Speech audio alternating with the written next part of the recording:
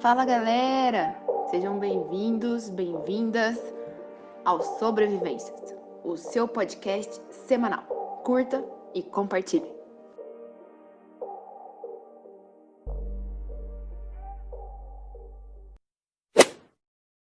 E aí, amizades, estamos começando mais um podcast Sobrevivências. E hoje temos convidadas muito especial. Esse episódio que a gente está lançando no Dia da Criança. Para isso, a gente chamou nossas mães para falar um pouco da nossa infância. E como sempre, estou eu, Matheus Bachega. Eu, Atim Valente. Eu, Fran Nogueira. E eu, Nelisa Brito. E nossas mães. Oi, meu nome é Keila. Meu nome é Ivonete. Olá, eu sou a Eliane. Eu sou a Lucilene, a mãe da Nelisa. Então, essas são nossas mães. Durante o episódio você vai conhecer mais delas também, mais da gente. E a gente tá com medo. Bom, então, para começar, a gente quer saber de vocês como que nós éramos na infância. Lembrando que não precisa desonrar a nossa vida com coisas. Tia Keila, pode começar. Então, a Kim veio depois de 7 anos, né, do meu filho do meio. Ele foi muito esperado, né, na realidade. Eu sonhava em ter um bebê de olho azul. Sonhava, literalmente, aparecia um bebê de olho azul na minha vida. E a gente ria, porque imagine que ia ter um filho de olho azul. Mas, enfim, ele veio. A Kim sempre foi muito tranquilo, menino muito tranquilo. Tive 2 anjos, né? Sabe aqueles anjos? Quando alguém telefonava da creche ou da escola, a gente já tremia. Então, eu falei, Deus manda um bonzinho, e Deus mandou um bonzinho. Então, aqui sempre foi muito tranquilo. Surpresas pra gente, né? Então, a única coisa que o Akin gostava era de esportes radicais. Então, ele quebrou o braço de skate. Entortei o dente de bicicleta. Entortou o dente de bicicleta. Um anjo. Você deu a deixa para a próxima história. Ele amava a árvore. E um dia estou trabalhando, ele tinha 10 anos. Estou trabalhando e recebo a notícia de que o meu filho tinha caído da árvore e tinha quebrado o braço com fratura exposta.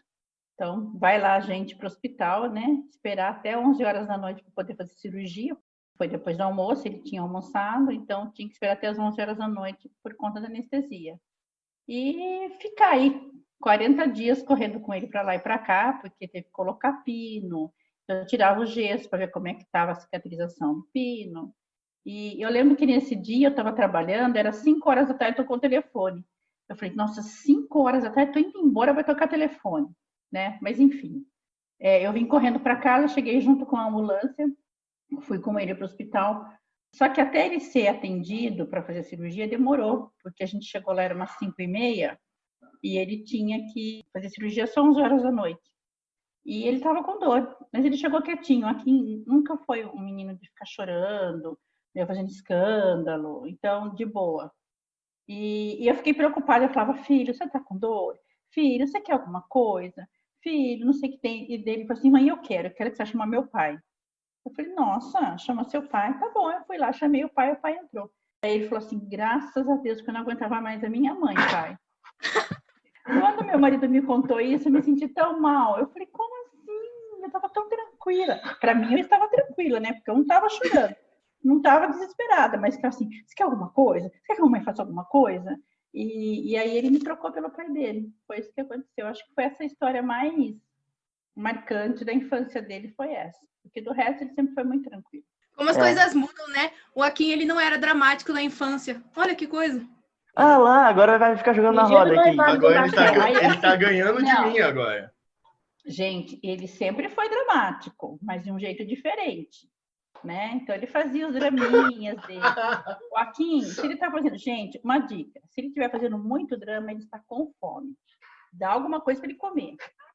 Eu vou dar aqueles pirulitos de posto, então, que é redondo, o tempo todo assim, ó. Eu não vi o Akin em extrema fome, mas as meninas viram ele no meu noivado. Elas falaram que ele estava impossível. Impossível não. Tava insuportável. A gente já sabe o que vai fazer com ele a partir de agora. Precisava ter gravado isso antes. Pirulito de posto, teremos.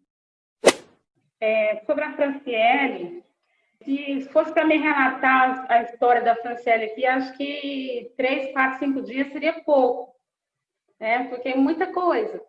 Então, assim, a Franciele, ela nasceu 10 meses, né, depois que me casei. O nascimento dela trouxe muita alegria para a gente. Embora foi uma coisa assim, bem rápido, né, o casamento, o nascimento dela, mas trouxe muita alegria para a gente. Por quê? A Franciele foi a primeira neta, né, por parte do pai, né, da avó. Então, a Franciele sempre foi uma criança muito agitada, muito artista, né? Sempre a gente pegava a Franciele fazendo alguma coisa. Mas, ao mesmo tempo, ela era obediente quando criança. Era. Aí, depois, com o decorrer do tempo, né, aí as coisas foram mudando. Mas, assim, quando criança, ela era muito obediente. Passar 4 anos, né, para vir a outra, né, que é a Thalita também, trouxe também muita alegria para a gente. Mas, então, a Franciele, nesse tempo aí de 4 anos, a gente só tinha ela, né, na família, né, como filha e neta, né, da primeira avó, da avó dela, que é mãe do pai dela. E a gente morava tudo no mesmo terreno, né, então é tudo casa, tudo perto. Então, era muito mimada a Franciele pela avó. Isso é até hoje, né, da avó dela. Mas aí, no decorrer dos anos, quando a gente casou, a gente não conhecia a palavra de Deus, ainda não frequentava a igreja. Meu marido, às vezes, frequentava com a mãe dele, que a mãe dele sempre foi evangélica, sempre foi metodista, mas eu não. Então, quando elas nasceram, tanto a Franciele como a outra, a gente colocou elas nas mãos de Deus. A gente disse para Deus, Deus, é tua.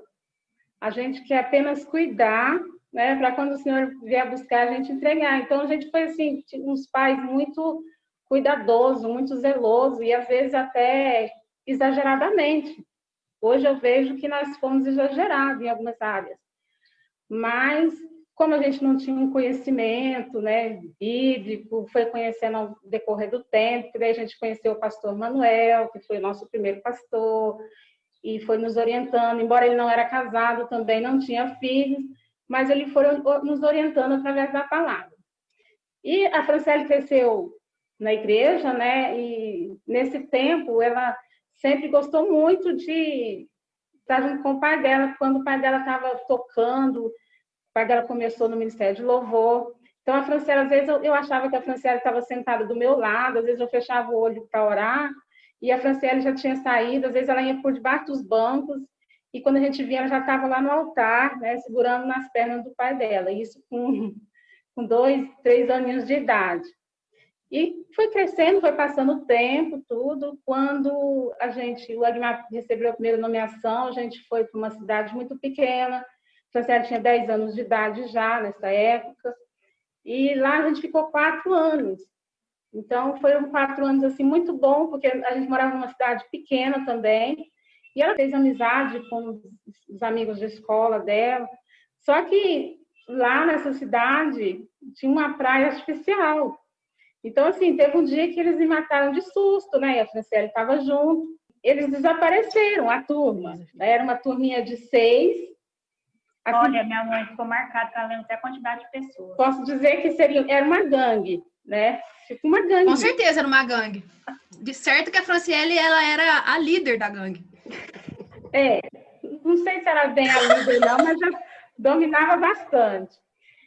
Eles desapareceram uma tarde. A gente procurava saber de um e do outro e não achava, né? E a gente ficamos ali. De repente, eles chegaram, né? A Franciele chegou molhada, eles estavam nessa praia. E é uma represa, né? Muito perigosa. Então, esse dia eu fiquei muito brava, né? Acabei batendo nela. E foi uma coisa assim que eu acho que eu nunca tinha batido nela como eu bati nesse dia. É verdade. Mas foi muito mais, foi por causa da preocupação, né? Que o nervoso, né? Que depois eu reconheci que tinha batido muito, pedi perdão, ela lembra disso, né? Que eu bati nela e não bati na outra, porque a outra era pequena. Então, como se diz, a outra foi porque ela levou. Mas, na verdade, eu teria que ter batido, feito a correção com as duas. Mas eu pedi perdão para ela depois, né, porque eu exagerei. O pai dela não, o pai dela sempre foi mais tranquilo, mas eu sempre fui uma mãe que se preocupa muito, que age muito assim no ímpeto do negócio. É. E depois, quando a gente foi também para Ituverava, também foi quando o Agmar recebeu a segunda nomeação. Esse foi um momento muito triste nas nossas vidas, né? Porque Franciele sempre foi essa menina agitada. Então, programação de igreja, ela sempre esteve junto, não importava com quem, se era com idoso, se era com jovem, se era com adolescente, se era com criança, a Franciele estava junto, ela não queria saber. Ela queria estar junto com o pessoal. E como a gente não conhecia ninguém na igreja, na cidade, então ela criava um relacionamento muito grande com o pessoal da igreja, com o que tinha na igreja. E lá em Ituverava não foi diferente. Só que em 2004, a Franciele começou a ter alguns problemas, né, físicos, e ela emagrecia, e ao mesmo tempo que ela emagrecia, ela já engordava de novo. E foi assim, acho que um mês. E teve uma noite que a gente acordou, o meu esposo foi no banheiro à noite, e ele voltou e falou para mim, tem alguma coisa errada com a Franciele, porque ela foi no banheiro e agora o vaso está cheio de formiga, e aquilo ali começou a nos preocupar. E aí, quando foi no outro dia, a gente procurou, né, o médico, o posto de saúde, marcamos a consulta, e eu louvo a Deus porque eu fui num dia, no outro dia a gente conseguiu a consulta para outro dia. Ela fez a consulta, tudo, e a gente foi colher o exame, o material para ela fazer o exame. Só que não deu tempo, porque no momento que a gente chegou lá para colher esse material, não tinha material para colher. Então, ela começou a passar mal, porque como ela estava em jejum, né, para fazer o exame, ela começou a passar mal. Nesse momento, chegou uma enfermeira, que eu acredito que foi um anjo, e falou para a Franciele, você não pode sentar nesse lugar, porque ela estava sentada na fila, a gente esperando. E ela levou a Franciele para dentro e fez o exame. Esse exame que eles fazem do dedo, né? E quando ela fez o exame, ela perguntou se a Franciele tinha algum problema de saúde, tipo diabetes. Eu falei, não. Ela falou assim, então tem alguma coisa errada, porque a glicose dela está 490. Então foi um choque para nós, né? Porque a gente não esperava que fosse daquela forma, que a gente ia ficar sabendo. E na época a gente não tinha conhecimento da enfermidade, a gente ouvia falar, mas a gente achava que aquilo nunca podia acontecer com a gente ou com alguém da nossa família, tão próximo, né? Então, assim, apesar de que eu já tinha uma sobrinha que era diabética, mas não pensei que podia ser com a minha filha. Então, foi muito dolorido para a gente, tanto para mim, como o pai dela, a irmã, né, os irmãos lá da igreja que a gente tinha um relacionamento bom, grande com eles também. E aí, a partir desse momento, assim, a gente começou o tratamento da Franciele. Então, esse foi um dos momentos tristes, né, na caminhada da Franciele, né, de criança e entrando na adolescência, né? Então, foi um dos momentos mais tristes das nossas vidas. Esse é um que eu lembro. E, graças a Deus, é um que a gente tem lutado até hoje, né, com ele. Nelisa também.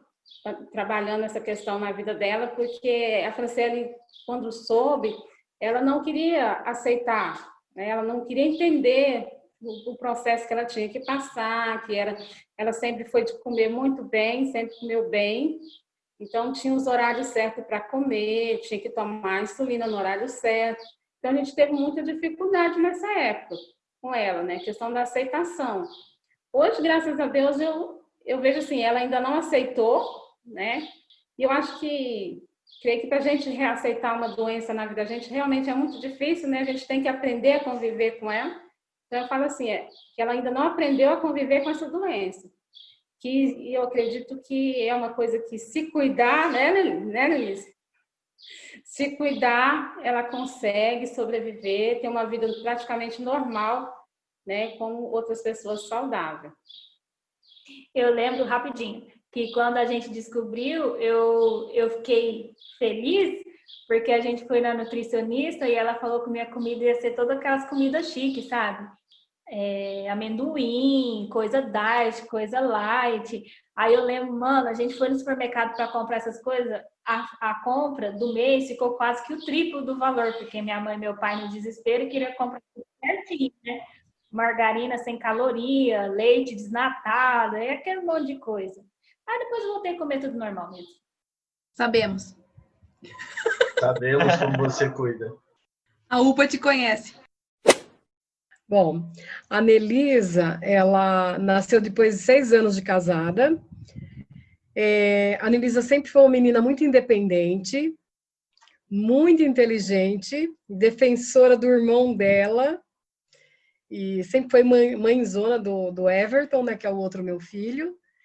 Engraçado é que quando ela tinha, acho que uns 6 anos, 5 anos, ela falava que ela ia ser louvadeira de Jesus. Só que, né, que para desespero, ainda bem que não, porque ela canta muito mal. Mãe. Mentira. Mentira. Eu confirmo. A Nelisa, ela é ótima na parte de criação, tudo. Eu falo assim que eu fico assim encantada com a criatividade da Nelisa. Quando ela partiu para a publicidade, foi bem legal. Eu acho que ela está bem na área, né? Você puxou um pouquinho de mim, né, Nelisa? Não, você puxou meu, né, mãe? Você fez MBA depois que eu. Até no meu trabalho, muitas vezes eu preciso de alguma coisa, Nelisa, me ajuda aqui, né? Ou muitas vezes pedem para que eu escreva algum texto. Aí eu falo, Nelisa, agora você faz edição, Nelisa. Então, eu acho ela muito, assim, muito criativa. Eu sou assim, encantada e apaixonada pela minha filha, né? Só que, assim, a história dela. A Nelisa, vocês sabem que ela passou por uma cirurgia, né, bariátrica. Da cirurgia bariátrica, eu fiquei 30 dias dormindo no chão do lado dela. Caraca. Aí eu tive uma tosse emocional muito forte. E depois de um certo tempo, 4 anos, o anel virou e a Nelisa quase morreu, né? Então esse daí foi assim, um momento muito triste para mim. Quando eu me separei do pai da Nelisa, a Nelisa tinha 10 anos, meu filho tinha 9.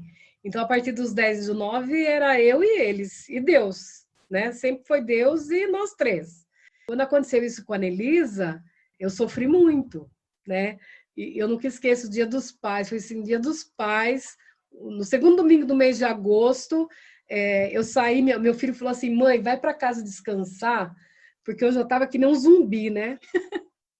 E aí foi assim, o primeiro dia que colocaram uma bolsa de sangue nela. Então, aquilo lá para mim foi... Nossa, eu fui embora chorando, né? Então, até me emociona ainda, porque foi assim, muito triste. Vocês, como mães, vocês sabem que quando acontece alguma coisa com os filhos, a gente sofre demais, né? Então, eu passei por tudo isso. Eu sou, assim, totalmente grata a Deus pelos filhos que me deu, por tudo que nós passamos pós-separação, que foi muito difícil. A Nelisa e o Everton falam assim que são 2 bênçãos que Deus me deu assim na medida certa, para que hoje eles são assim seres humanos maravilhosos. Então é isso. Como eu era de criança, mãe? Eu já falei. A Nelisa olha, eu estava comentando isso hoje. Eu era marivosa. Ela falava que ela era marivosa. O Bachega já veio aqui na minha casa. Aqui, acho que eu não sei se veio aqui na minha casa. Não. Mas tem um corredor que vai para a cozinha. Ela fechava a porta da cozinha, colocava a mãozinha assim no batente e falava assim, mãe, eu tô marivosa. Então, sempre marivosa. Marivosa e louvadeira de Jesus, né? Bom, Bachega é o segundo filho, né? Veio 7 anos depois do Alisson, que é o primeiro. Sempre foi muito chorão, dengoso. Nada mudou. Verdade, Nelly. Sempre foi um grude. Nada mudou de novo. Nunca deu trabalho. Fora isso, nunca deu trabalho. Uma criança que gostava de brincar sozinho, tinha seus amigos imaginários. Aí já é perigoso, já.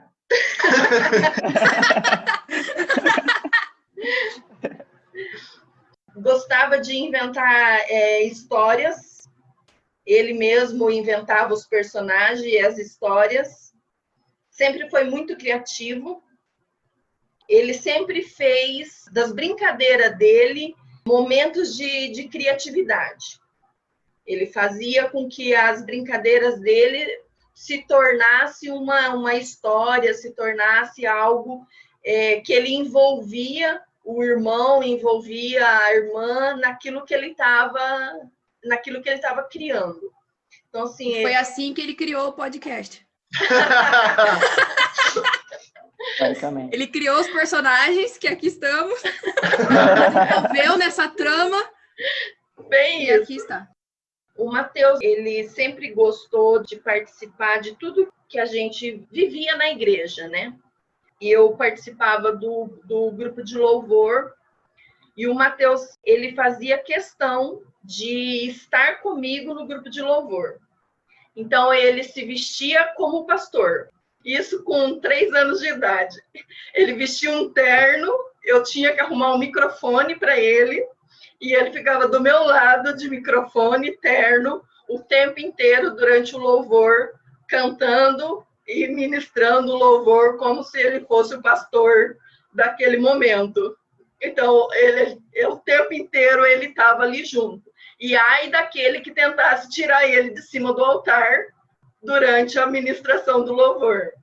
Então, ele sempre fez parte do ministério de louvor da igreja, como se ele fosse parte, integrante do louvor ali. Com 3 anos de idade, ele já tomava conta do pedaço ali. Então, assim, o Matheus sempre nos deu muita alegria, nos deu muita satisfação, porque ele sempre se dedicou muito naquilo que ele faz. Sempre demonstrou o amor dele por Jesus, a vontade dele de servir a Deus.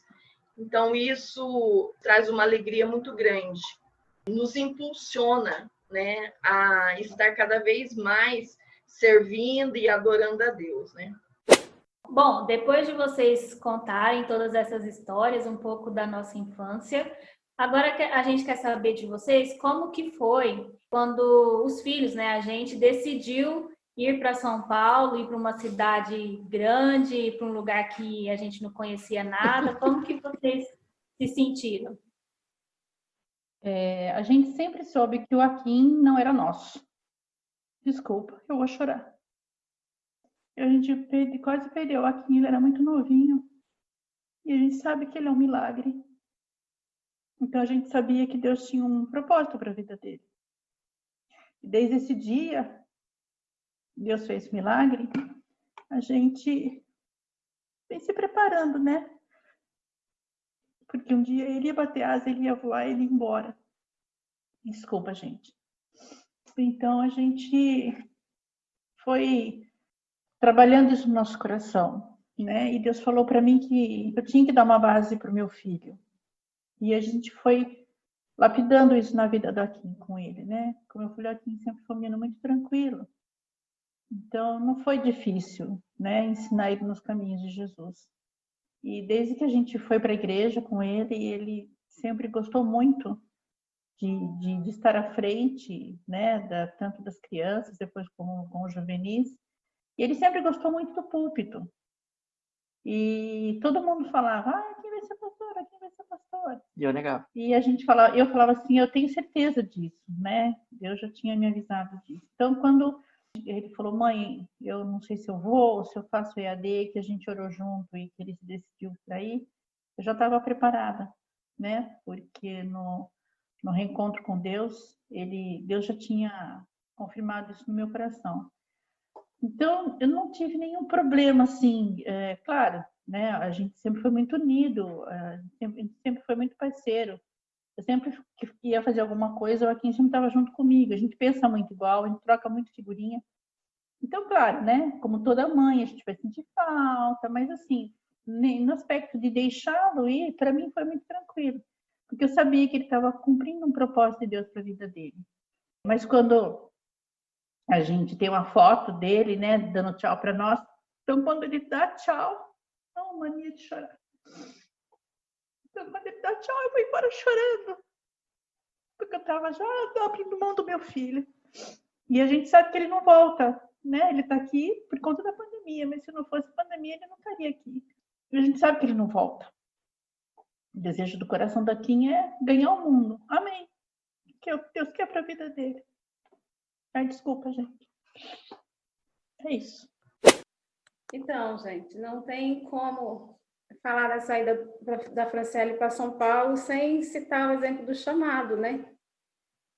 Como eu vi aí a Keila, né, falando também sobre o Akin, né, eu vejo que nossos filhos, quando têm chamado, né, não adianta a gente querer agir de forma contrária. A Franciele, quando a gente descobriu que ela tinha um chamado, foi numa vigília em Miguelópolis, um pastor, ele muito usado por Deus. Nesse dia, numa vigília, ele falou que as minhas 2 filhas tinham um chamado, e era um chamado específico. O diabo já tinha se levantado contra esse chamado. Então, nós entendemos que esse levantar de Satanás nessa época foi a questão da enfermidade dela, do diabetes, né, que foi no ano. E de lá para cá, a Franciele veio numa caminhada, e nós mudamos para Adamantina, depois fomos para Mato Grosso, depois viemos aqui para o Mato Grosso do Sul. E a Franciele, sempre eu e o pai dela sabíamos que um dia, né, ela tinha que atender esse chamado de Deus, mas ela sempre fugia. A Franciele sempre fugiu desse chamado. Até que, quando foi em 2018, né, ela foi para o POV, e aí que começou, ela, mais no final do ano, ela tentando se decidir se ia para São Paulo ou não. Eu, para ser sincera, não queria que ela fosse para São Paulo, né? Eu sofri muito, porque quando ela decidiu ir para São Paulo, para mim era como se ela estivesse indo, né? E não ia voltar mais. Como eu sei que não vai voltar para minha casa como era antes, né? Como a filha, como na vida de solteira, né? Porque agora dezembro se casa, né? Mesmo que se um dia ela volte, ela não vai voltar para ficar, vai voltar para um passeio, para umas férias. Então, assim, eu sofri muito. Até que, então, a gente teve que ir lá também em São Paulo. Né? No dia que a gente foi levar a mudança dela, a gente foi levar ela, a gente foi para conhecer o lugar, para conhecer o espaço, a casa. E não foi muito interessante para a gente, principalmente para mim, na volta, né, de saber que a estadia da Franciele lá naquele lugar.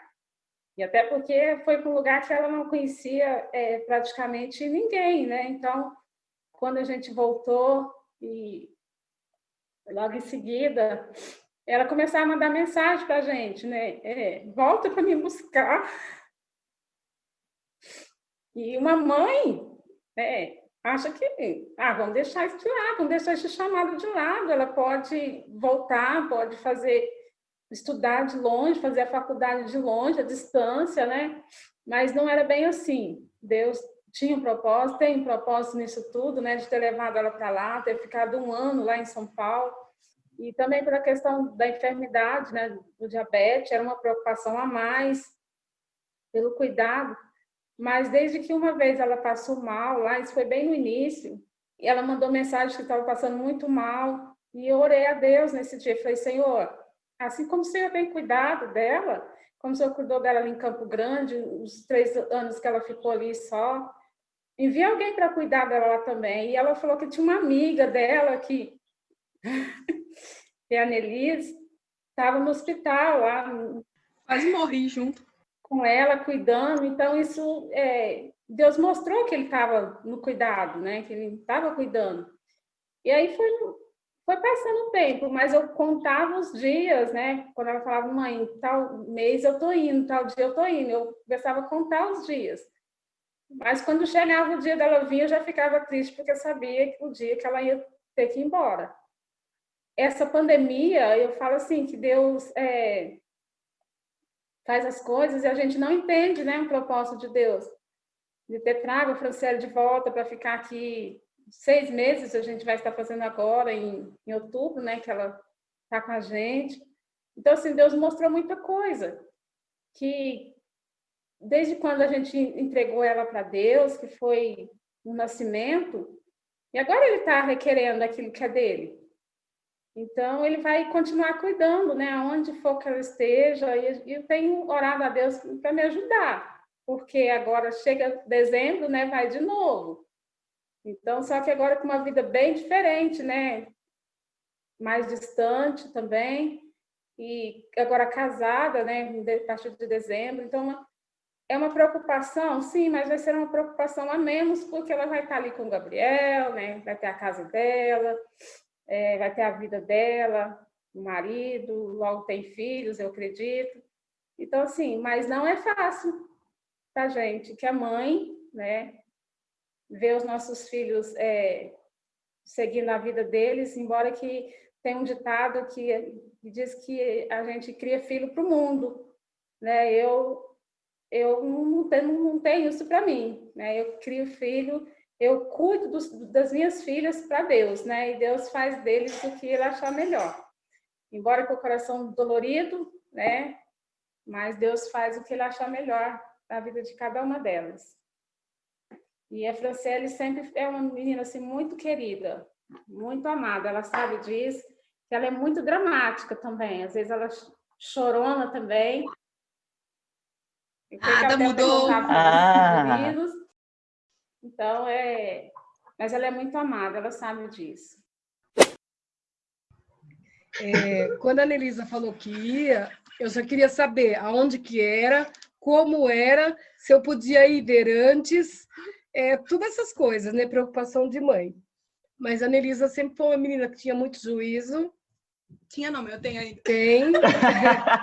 Então, assim, eu não fiquei preocupada, né? E então, eu sempre assim, nas minhas orações, eu sempre assim peço para Deus cuidar, porque educação, valores ela tem. Então, e quando ela falou que ia, fui, né, lá para ver direitinho. Só que eu falo para Nelisa, eu falo assim, Nelisa, aonde você mora é seu cartão de visita. Então, você cuida do seu lugar de moradia, né? Para que ninguém possa falar nada. Né? Porque o que eles vão falar? Nossa, sua mãe não te ensinou isso. Não é? A primeira coisa são as mães que são culpadas. Minha mãe fala a mesma coisa. Minha mãe fala, você vai sair com essa camiseta amassada e sua mãe não te ensinou a passar roupa. Exatamente. Minha mãe fala a mesma coisa. Então, vai envergonhar as mães, né? Então, eu sempre falo para ela. Então, você cuida direitinho.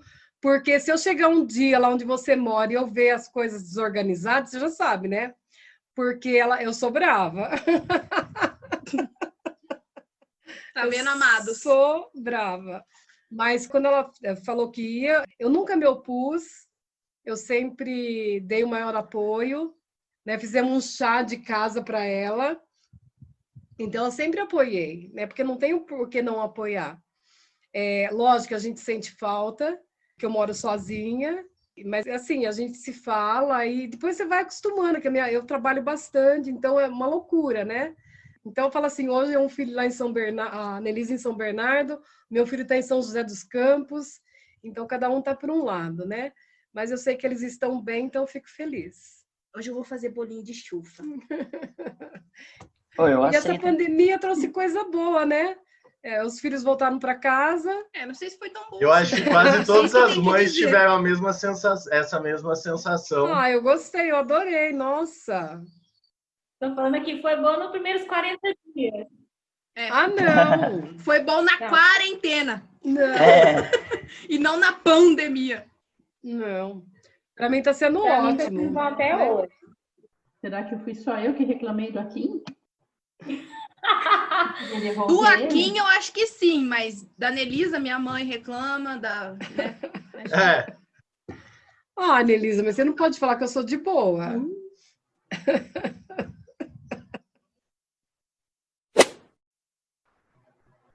Bom, como eu já comentei, né? O Matheus sempre demonstrou muito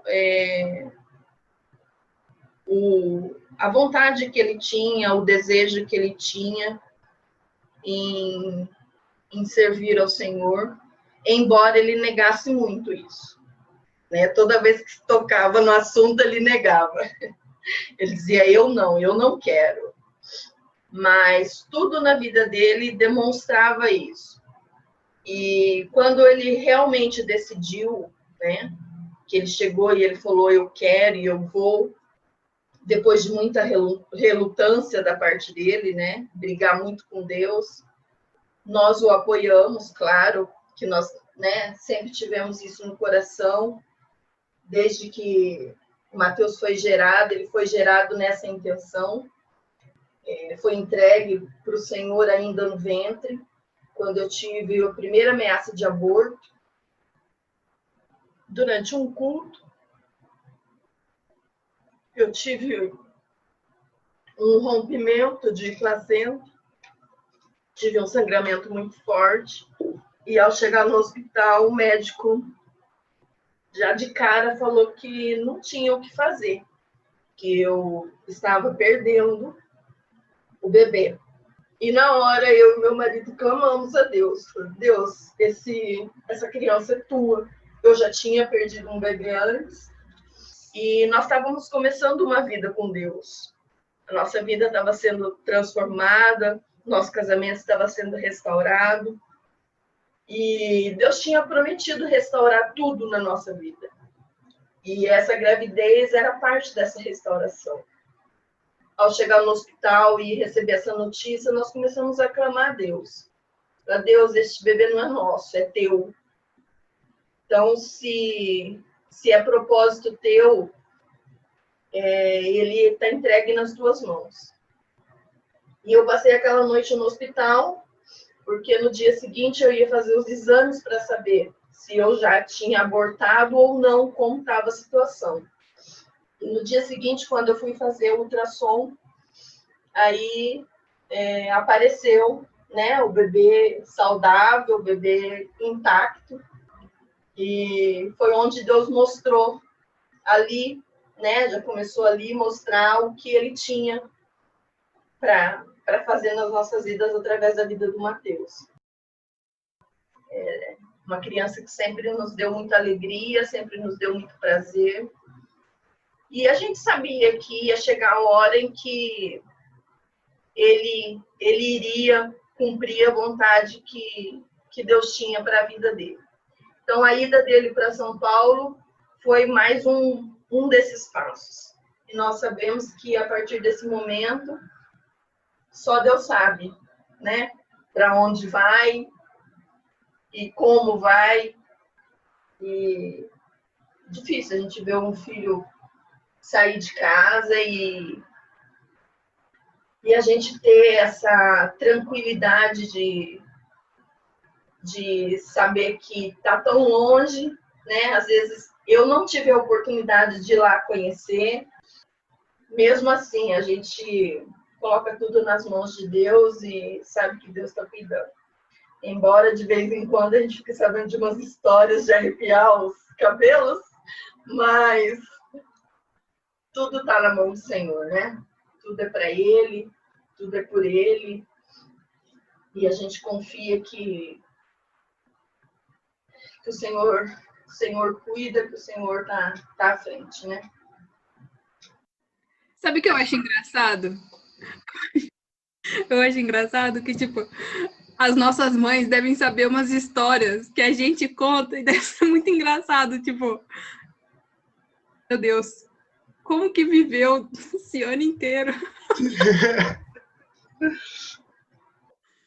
Eu fico imaginando a tia Keila sabendo que o Akin cozinha. Ah, cozinha muito bem. Claro. Cozinha muito bem, gente. Toma! Ele já fez hambúrguer para vocês? Não. Lógico que não.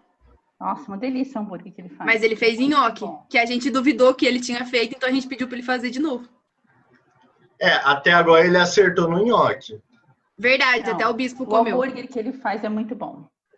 Obrigado. Batata chips ele não sabe fazer, já adianta. Não mesmo. Teve Não faz a outra gente coisa que ele passar raiva. tentou fazer que também a gente quase Foi no fez mesmo sem dia. almoço. Foi no mesmo É dia. que assim, não, agora eu vou me defender. Nós estávamos em um período que estávamos de jejum de comida de carne. Então não podia entrar Comida carne de carne. nenhuma. A gente estava sem comer carne. E a gente só estava inventando coisa. Então não tinha o que fazer. Eu inventei. Ah, não tem YouTube, né? Batata doce, não era? Ou era batata normal? Ele foi tentar Era, fazer sim, chips de batata batata doce. Mas E ele fez berinjela alguma outra... E berinjela frita. Ele estragou os dois. A minha mãe, não adianta você falar, ela já sabe que eu não cozinho de qualquer... Todo mundo aqui sabe, é unânime. Nem isso, cozinha, eu não nem cozinho. lava louça, chora quando é o dia dele. Eu também não lavo louça aqui não, gente. Ah, gente, mas nada que um dinheirinho não pague, né? A vez dele, eu acho. Franciele come umas coisas estranhas, chupa gelo. Ai, que delícia, eu amo. Eu tava pensando agora, aquele vídeo da Fer comendo arroz puro, hoje em dia é ostentação. É verdade. Riquíssima. O Bachega tem um vídeo que eu tô com a panela comendo. Com uma colher de pau, assim, gigante, ela tá comendo o arroz, assim, ó. Vou mandar depois pra você mostrar pra sua mãe. Se tiverem, né? Alguma de vocês pensou em alguma pergunta para fazer pra gente? Acho que a gente podia devolver para vocês a pergunta, né, de como foi para vocês estarem sozinhos em São Bernardo? Primeiro dia, primeira semana. Então. Quando eu conversei com minha mãe, a gente estava orando junto no quarto e tal, que foi quando Deus revelou para mim, tipo, em visão mesmo, o que ia dar. Eu chorei junto muito com minha mãe. Então, naquele momento, foi um momento que, tipo, eu desabafei, chorei, tudo que tinha para chorar. Depois daquele momento, deu aquela virada de chave e falou, não, agora eu sei que eu sou de Deus, agora eu sei que eu tenho que seguir os planos dele e que eu vou para São Paulo, enfim, eu vou morar sozinho. Então, eu já fui preparado, já fui, tipo, tranquilo. Indo para São Paulo agora, quando a gente chegou em São Bernardo, lógico, você sente aquele aperto, do tipo, que minha mãe falou, né, tem a foto, eu dando tchau para ela ia voltando para Piracicaba, eu ficando em São Bernardo. Daí você olha e fala, mano, eu tô sozinho, não tem ninguém. Mas, como minha mãe falou, eu sempre fui de ficar sozinho, eu sempre gostei de ficar sozinho, de entrar sozinho, enfim. Então, pra mim, foi, tipo, tranquilo. Não foi algo que, tipo, ai, minha mãe, não, minha família. Mas é isso. Eu logo depois que eu entendi o chamado e que eu aceitei. Agora sou eu, né? Bom, para mim também foi super tranquilo. Eu fiquei muito bem lá em São Paulo. Não tive problemas, assim. Mentira. Mentira. Mentirosa. Tá mentindo. Como minha mãe contou, 15 minutos depois que eles tinham saído, acho que eles não tinham nem saído de São Paulo ainda, eu já estava ligando, mandando mensagem para eles voltarem e me buscar. Mas no começo, o ano passado, na verdade, foi muito difícil. O tempo todo eu queria voltar para casa e todas as vezes que eu voltei foi difícil para voltar para São Paulo, porque eu sou muito de me apegar, assim, né? Eu me apego fácil a lugares, a coisas, então é difícil essa parte do desapego, eu tenho uma dificuldade aí, né? E para mim foi bem complicado, principalmente nos primeiros dias, porque a gente ainda não se conhecia, a gente não tinha amigo ainda lá, né? Não tinha com quem conversar, a gente ainda ficou, se eu não me engano, uma ou duas semanas sem ter aula, então a gente não tinha convívio com o pessoal da sala ainda, não conhecia ninguém mesmo, né? No meu caso, eu conhecia a Anelisa só de ouvir falar, e porque ela tinha feito prova comigo, e as outras pessoas que eu conhecia eram os meninos. Então, como os meninos ficam no local diferente da gente, separado na faculdade, não tinha aquele convívio de conversar, e também nem tinha amizade, assim, para conversar. Então, foi bem difícil para mim nesse sentido.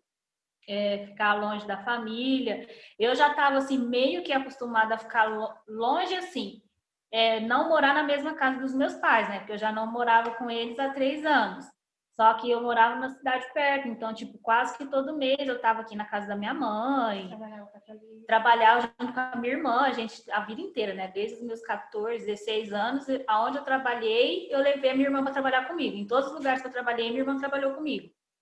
Então, foi difícil para mim essa parte, tanto que eu ainda brincava com ela. Eu falei, e aí, quando que você vem para São Bernardo agora trabalhar aqui nessa função? Mas aí minha irmã correu dessa parte, né?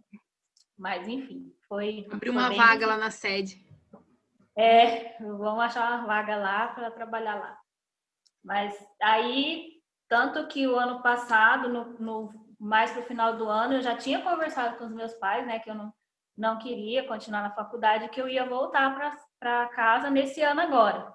Ainda mais porque eu ia ficar sem o namorado lá, né? Ia ficar mais difícil ainda. Que boca, hein, Mas Franciele? aí, esses dias eu ainda estava lembrando para minha mãe, né? Que eu falava tanto que eu ia voltar para cá, que eu acabei voltando mesmo, né? Por conta da pandemia, estou eu aqui. Mas foi isso. Bom, para mim, eu tive bastante tempo assim para assimilar que eu ia precisar mudar, porque quando eu cheguei e conversei com os meus pais, ainda foi mais ou menos meio ano antes de eu começar a fazer o POV. Então foi lá em 2017. Aí em 2018 eu comecei a fazer o POV, a gente mudou de igreja, meu pai foi transferido. Então a questão da igreja, assim, a gente já foi afastando um pouco mais ali, da noiva também. E quando eu vim para São Paulo, quando eu fui para São Paulo, eu já falei isso aqui em outro episódio, parecia que eu estava num acampamento, assim, parecia que ia ser um negócio de poucos dias e que já ia acabar, eu ia voltar para casa, tudo ia voltar ao normal. E eu lembro que a primeira semana, as 2 primeiras semanas, igual a Fê falou, não tinha aula ainda. E eu lembro que os primeiros dias que eu estava lá, tudo foi bem corrido, assim, porque eu já conhecia algumas pessoas de quando eu fui no POV, então eu já conhecia as meninas que moravam com a Nelisa, aí acabei conhecendo a Nelisa, a Nelisa, aí a Fê também, os meninos que andavam ali junto também. E tipo, foi assim os primeiros dias. Eu lembro que mais ou menos já fazia 1 semana e meia que eu estava lá, que foi a primeira noite que não tinha nada para fazer, ninguém tinha marcado nada, ou se tinha marcado era para mais tarde. E eu lembro que eu estava sozinho no quarto, assim, sozinho, porque também era uma coisa difícil de acontecer. Normalmente meu colega de quarto estava sempre lá. E eu estava sozinho lá e eu lembro que eu parei para pensar, assim, daí eu falei, isso aqui não vai acabar tão cedo, assim. Aí foi a hora que me bateu a crise, assim. Mas eu não liguei para minha mãe na hora, porque eu sabia que se eu ligasse eu não ia aguentar. Aí eu fiquei na minha, e quando eu consegui me acalmar um pouco mais, aí que eu desci e fui lá para casa das meninas para poder, né, mudar um pouco o ar. Mas eu evitava bastante falar com a minha mãe assim nos primeiros dias, porque senão eu acho que eu não ia aguentar assim ficar lá, não. Por um lado, eu já estava preparado para ir psicologicamente, mas por outro, assim, isso eu não esperava, assim. Essa questão da dificuldade da distância. Bom, quando eu decidi fazer o POV, foi no final do ano de 2017. Então, a minha maior dificuldade foi o meu desligamento da escola onde eu trabalhava. Então, aí eu tive que ajeitar todas as coisas para o ano de 2018 para eu poder fazer o POV, porque eu tinha que sair sexta-feira e tal, para ir para Rio Preto. Então, eu meio que fui me desapegando de algumas coisas, né? De algumas tarefas, fui deixando de fazer algumas coisas que eu não tinha que fazer, mas eu acabava fazendo. E na igreja também fui deixando de fazer algumas coisas para que outras pessoas pegassem aquelas responsabilidades.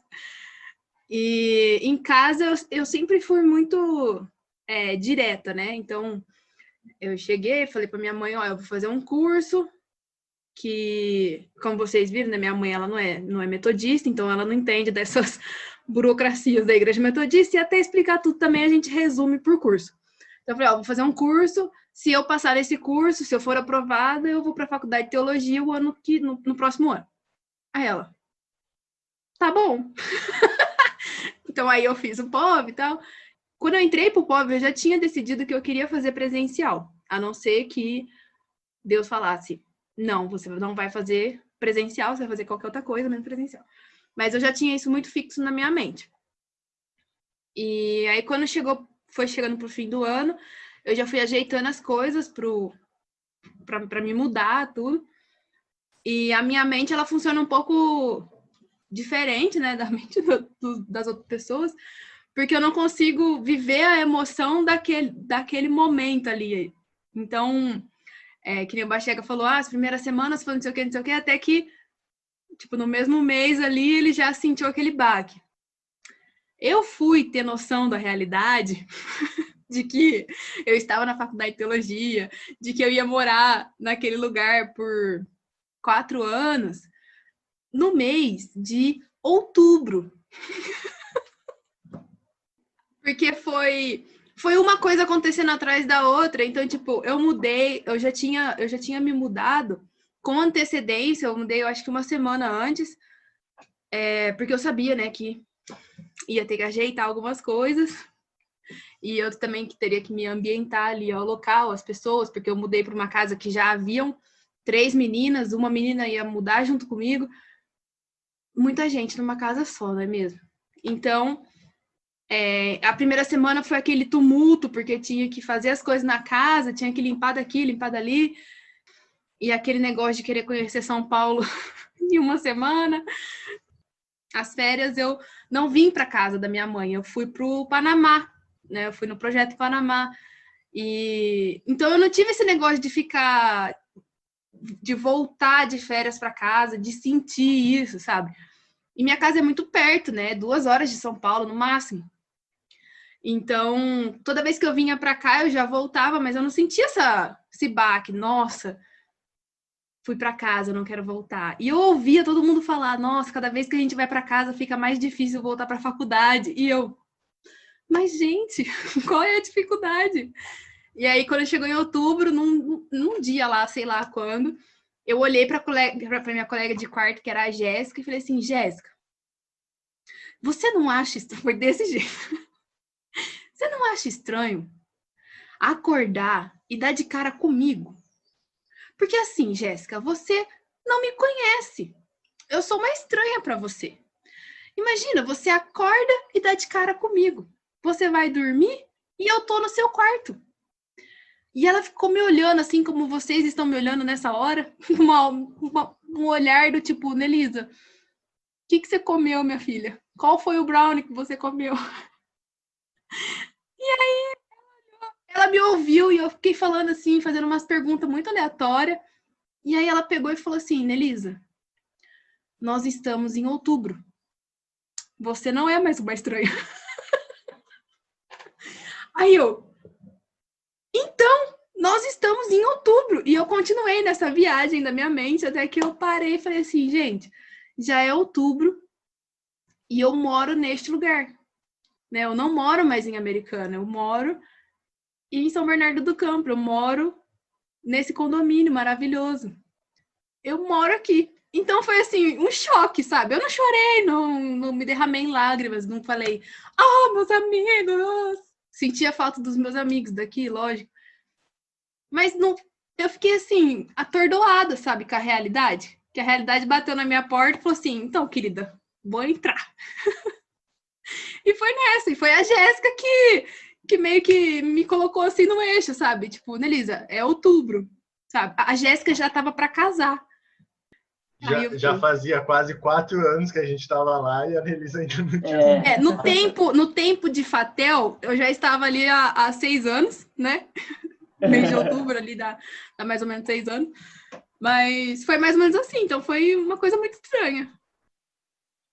Isso é uma coisa que é legal falar para elas também. Para a gente, parece que o tempo lá passa muito diferente. Igual, muito rápido. A gente falou que chegou 2 semanas antes, mais ou menos, das aulas começarem, mas parece que a gente já estava lá 1 mês, assim. 1 ano, na verdade. Porque tudo lá parece que é mais rápido, assim. Parece que o tempo lá tá num casulo, tá é paralelo. Porque... tipo, 1 semana é 1 mês, 1 mês é 1 ano. De manhã, a gente se encontra de manhã na aula.